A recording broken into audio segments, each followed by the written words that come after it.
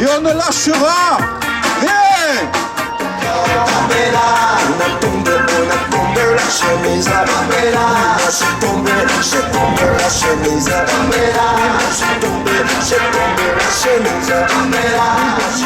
On le dit haut et fort, il faut qu'on le répète encore.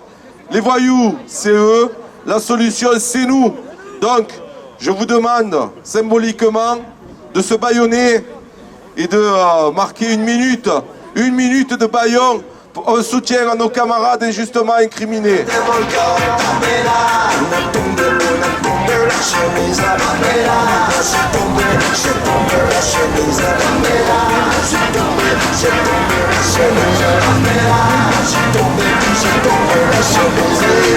Tous les enfants de ma cité, même d'ailleurs, et tout ce que la colère a fait de meilleur, les parents dépasseront de temps des kills.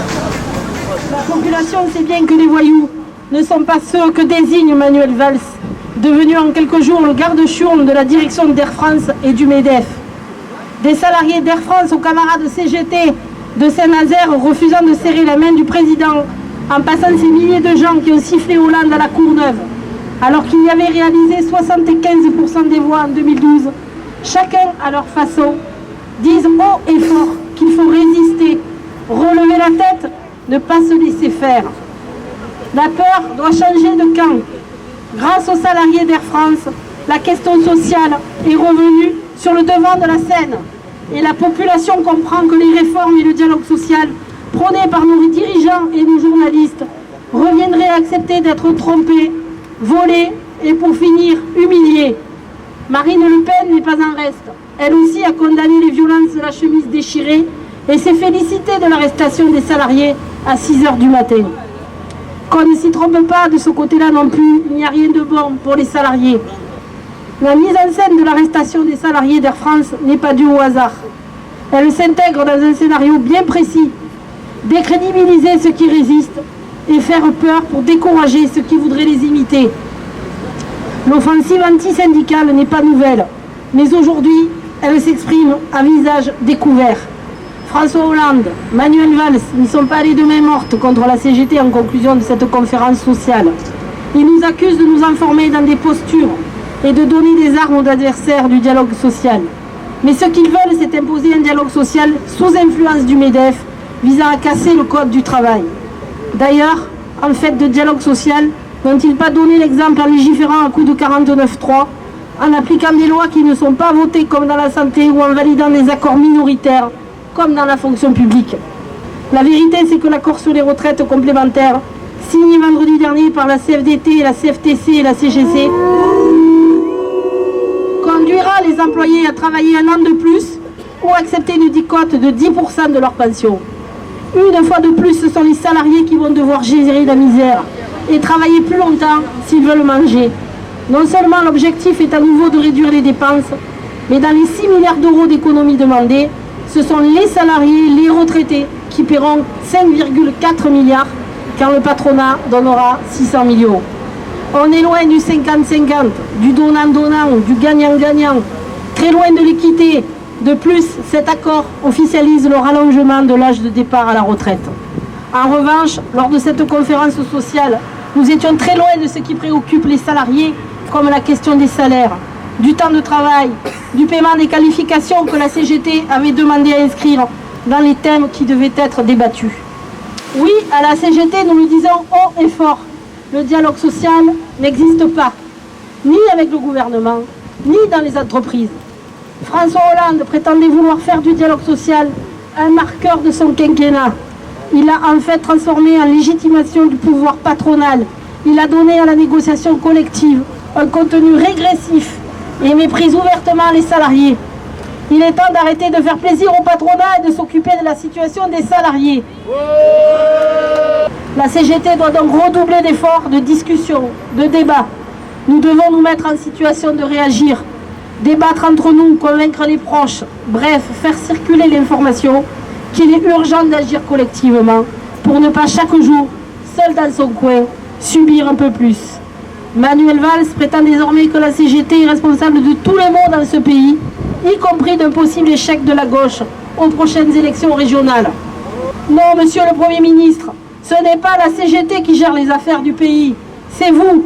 Non, monsieur le Premier ministre, le bien des entreprises et des actionnaires, comme les volontés du MEDEF, ne se confondent pas avec le bien de la nation et avec le progrès social. Le progrès social est toujours, quoi qu'on en dise, un enjeu de lutte de classe, du conflit toujours plus vif entre le capital et le travail. C'est bien ce que s'emploie à nier le gouvernement, ce que François Hollande entendait occulter lundi et qui finira par revenir sur le devant de la scène sociale, soit en écoutant les travailleurs, soit en ayant des chemises déchirées. Assumez vos responsabilités comme doivent aussi les assumer ceux qui votent vos lois et vous soutiennent. C'est pourquoi l'Union départementale vous propose de poursuivre ce rassemblement en allant devant le siège de la Fédération du Parti Socialiste pour qu'ils nous disent clairement, une fois pour toutes, de quel côté ils sont, celui du capital ou celui de leurs électeurs de 2012. Merci. Puisque vous chanterez aussi sans chemise, sans pantalon. Ce soir, nous irons danser. Un millier des enfants, nos enfants meurent chaque jour. Et meurent procès, quelqu'un veut tendre l'autre joue. Un autre monde est possible, c'est possible mais ça vient pas. Demande à Marcos pour parler de Patricia. Je ne dis pas qu'à Gandhi, je préfère Guevara. Mais la question se pose, même si la violence n'est pas ça. Le vent se lève.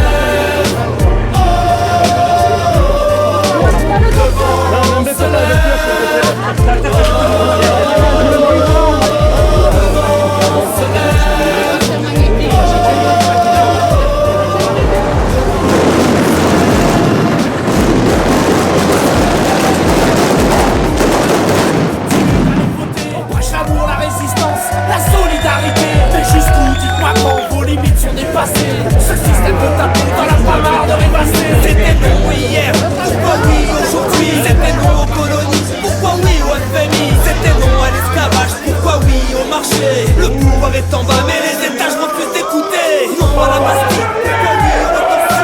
Marine s'impatiente qu'on réponde à la question.